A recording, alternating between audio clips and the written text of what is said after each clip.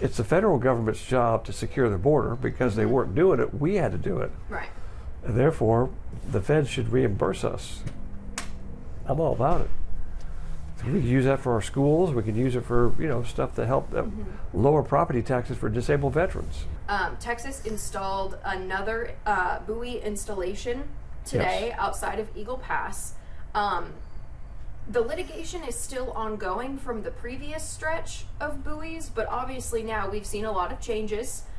Where do you think that litigation will go now that there's going to be a new presidential administration, a new DOJ coming in, one that might not fight Texas as hard? Yeah, obviously there's going to be a sea change. The Biden administration had essentially an open border policy. They were not cooperating with any of the border states to stop the massive flow of illegal immigrants coming into the country. Quite the opposite. Despite the rhetoric, everybody knows that's true. So Texas took a stand, particularly earlier this year when the governor basically said, he echoed nullification, which means if a federal law is unconstitutional, a state has the right under the theory of nullification to say, we're not going to follow that federal law. And that's what the Texas governor did, I believe, in January of 2024. And to follow that up, we've used our own money to secure our border, fighting the Biden administration in court every step of the way, including the issue of Shelby Park, where the Biden administration said you must open up Shelby Park, which is right on the Rio Grande River, to allow our border agents, the federal officials, to come in. The governor said, no, we're not going to open it up. So we really had a very strong clash between states' rights and the federal obligation. It's true that the number one priority is the federal government to secure the border. But if they don't do it, what are states supposed to do? And so the Biden administration blinked, and it kind of went away because they did not force the issue. We've been to court several times over the buoys, over the wire fences, over Shelby Park. And again, the Department of Justice is the one that files these lawsuits against the state of Texas. We're going to have a new Department of Justice, and they're going to basically drop all those charges. The court cases that are now ongoing, they'll all be dismissed because the government's going to ask for a dismissal. Case is gone.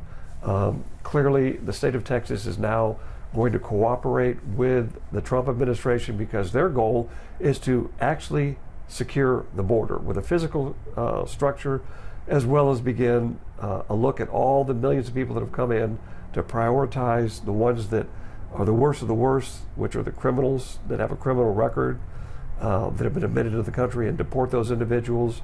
So now that we have a cooperative effort, there's not going to be any court battles between the state of Texas, because the federal government will be doing their job now to secure the border, to allow legal immigration.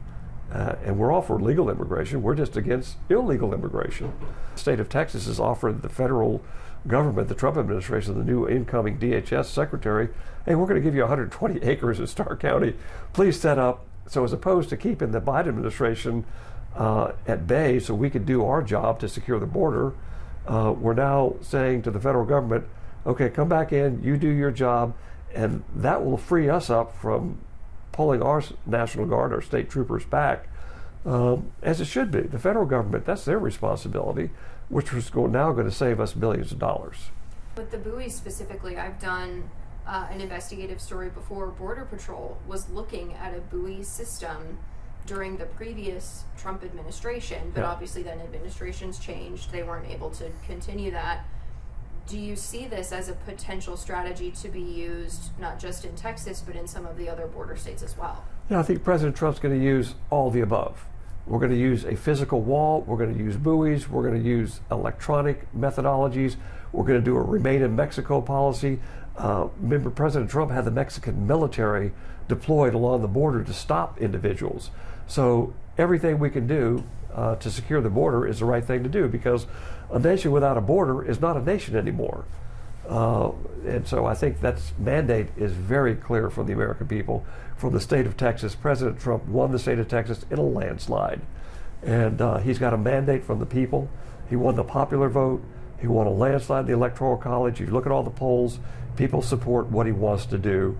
And so with that mandate, I'm hoping that Congress will come together very quickly, pass some meaningful legislation So the president doesn't have to act by executive order, because remember, during the last 2 years of the Trump administration, the Democrat Party controlled the House of Representatives, and they blocked everything he wanted to do.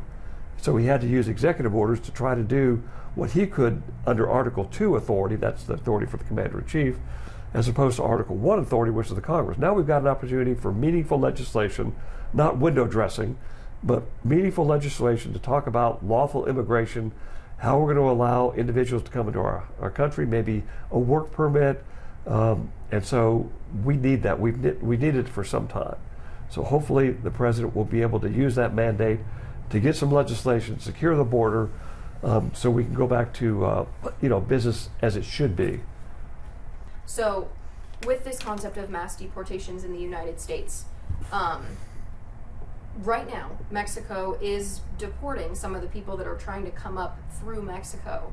Do they still have an incentive to do that and to look at that from their side and spend their money if they know that America will do it if these people do end up crossing it?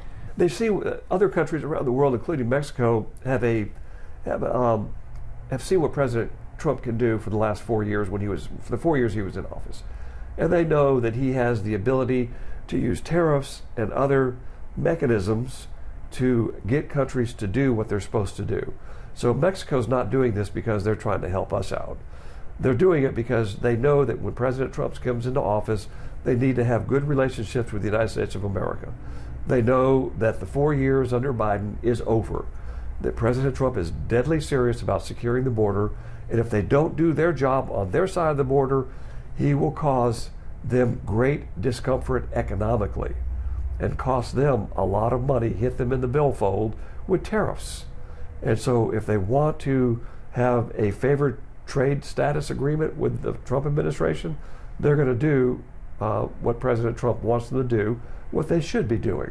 Which could include continuing the deportations and the enforcement that they've been doing. Absolutely, because again, many people are coming into Mexico through their southern border, and all they have to do is stop that flow at their southern border, which they haven't done, and you solve a lot of the problem.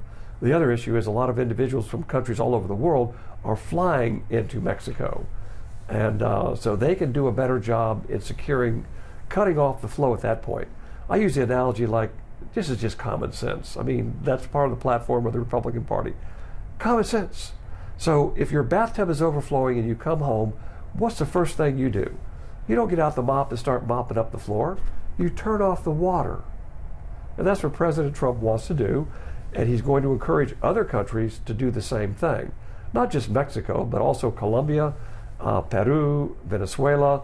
He's going to negotiate agreements with those countries to keep their people in those countries. Now, we do have some people that have legitimate claims for asylum.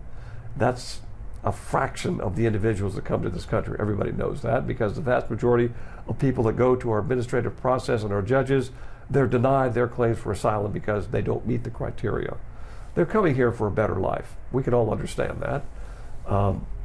But again, if you're coming for a better life, good on you, but do it the right way. We have a lawful process for that, and you're not going to jump the line for people that have been in the process for many years or months.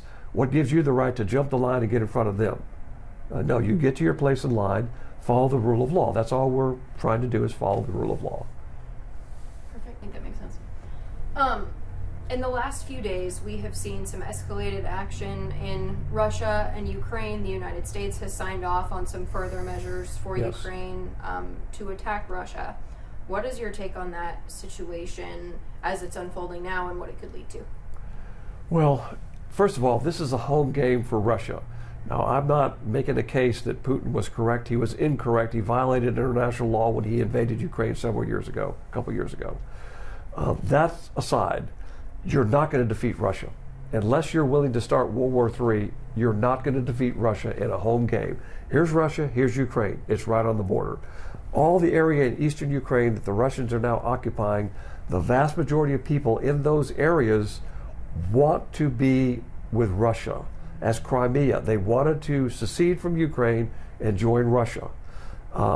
That's how our country got here. I'm very amused when people said, well, you can't secede from your country. That's how we got here. So how are you denying them the right that was the very foundation of how we came to be as a nation? So if people want self-determination, I'm all about it. So if the people in Crimea want to secede and join Russia, there should be free and fair elections, and that should happen. You shouldn't be surprised. There has been a civil war going on in Ukraine long before Putin invaded Ukraine, on the eastern provinces, and Ukraine, of course, has not allowed them their God-given right, in my opinion, to vote to secede. And they have been engaging for years in violence against those people.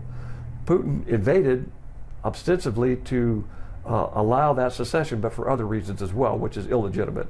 But my main point is you got to deal with reality as reality is. Unless we're willing, or other countries are willing, to send in soldiers, you're not going to defeat Russia. Ukraine military is basically decimated. They've lost over half in dead and wounded. There's nobody left to fight.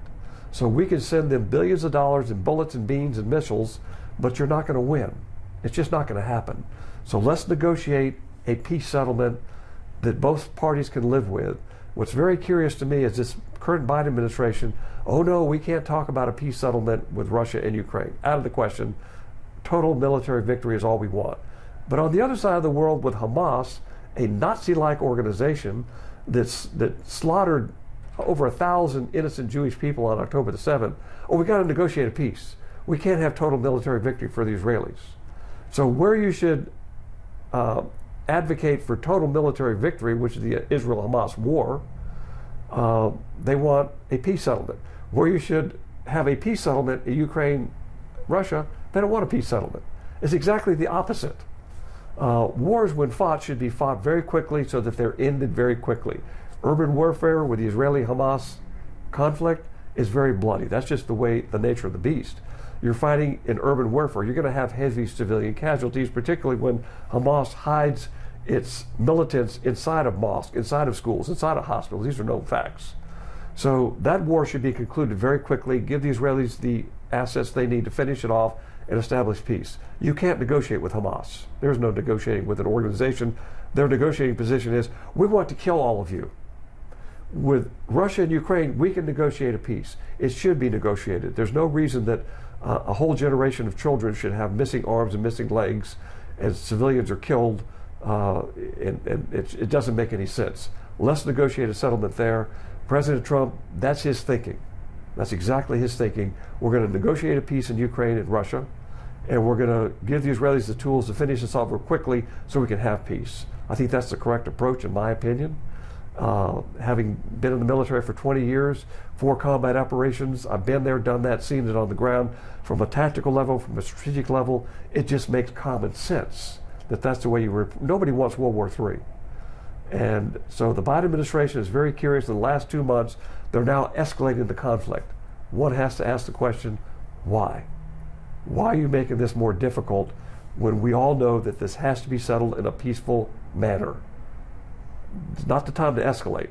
It's the time to have stability and to talk peace negotiations. In fact, I would hope the Biden administration could cut a peace deal in the last 2 months. That could be their legacy. That'd be a great legacy. Were you surprised at the actions in recent days to sign off on yes. The weaponry? I was shocked that the Biden administration is escalating this conflict, and really they've got 2 months left in power. Why escalate it now? Let the next administration decide what to do. Your time has gone. You've had over 2 years to deal with this, and you failed. And you've cost the American taxpayers billions of dollars. And the propaganda was the next counteroffensive in the spring, in the summer, or the fall, and Russia will collapse. No, they didn't. And nobody that was serious, nobody that was a serious thinker believed in that propaganda. Certainly not myself. Having been to Ukraine many times, having been to Russia, it's just not going to happen.